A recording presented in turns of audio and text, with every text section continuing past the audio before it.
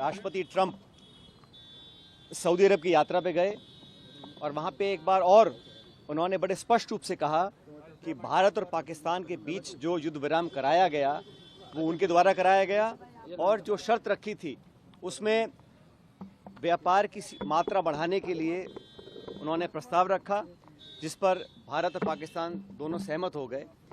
बार बार America के राष्ट्रपति जो ये बयान दे रहे हैं उसका भी स्पष्ट, सटीक और उच्च स्तरीय लेवल पर कोई खंडन नहीं किया गया है।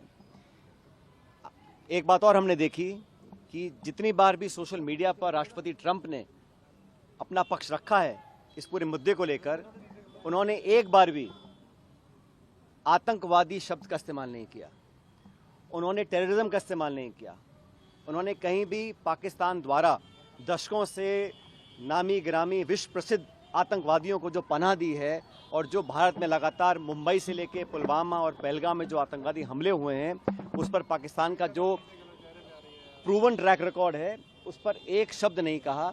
और आश्चर्यजनक बात यह है, मोस्ट सरप्राइजिंगली, वो कश्मीर को बीच में लेकर आ गए।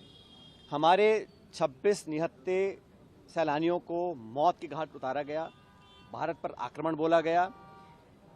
बजाय इसके कि उसकी चर्चा वो करें, उन्होंने बेवजह कश्मीर मसले को हवा देने का काम किया। जो मसला बहुत पहले सेटल हो चुका, कश्मीर का मुद्दा द्विपक्षीय है, उसका अंतर्राष्ट्रीयकरण करना ये पाकिस्तान चाहता है। लेकिन हमने स्पष्ट कह रखा है और आप सबको याद होगा 1994 में कांग्रेस की सरकार में संसद में सर्वसम्मति से एक प्रस्ताव पारित हुआ था कि पाक अधिकृत कश्मीर वो भारत का अभिन्न हिस्सा है। आज भी जम्मू कश्मीर की विधानसभा में पीओके की जो विधानसभाएं जो खाली हैं वो सीटें आज भी खाली पड़ी हैं। और 1994 में जो हमने प्रण लिया था, भारत ने लिया था, किसी एक दल ने नहीं लिया था, संसद ने लिया था। आज समय आ गया कि एक बार दोबारा विशेष सत्र बुलाया जाए, जो कुछ अब तक घटा उस पर एक चर्चा हो। और मैं तो मानता हूं कि 1994 का जो प्रस्ताव था कि पीओके को हमें वापस लेना है, उसको दोबारा पारित किया जाए, क्योंकि लगातार ऐसी संभावनाएं बढ़ रही हैं कि कश्मीर को इंटरनेशनलाइज किया जा रहा है। और ये अमेरिका बोल रहा है कि हिंदुस्तान पाकिस्तान की कहीं हम एक न्यूट्रल साइड में मीटिंग करवाएंगे, तो ये मीडिएशन, थर्ड पार्टी इन्वॉल्वमेंट, ये भारत की दशकों पुरानी जो स्टेटेड पॉलिसी है उसके विपरीत जाता है।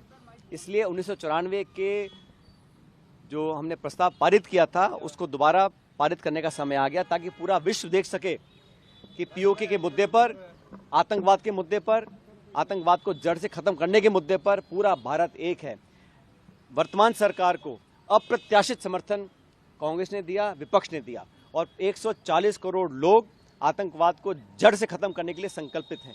इसमें कोई किसी को डाउट नहीं होना चाहिए।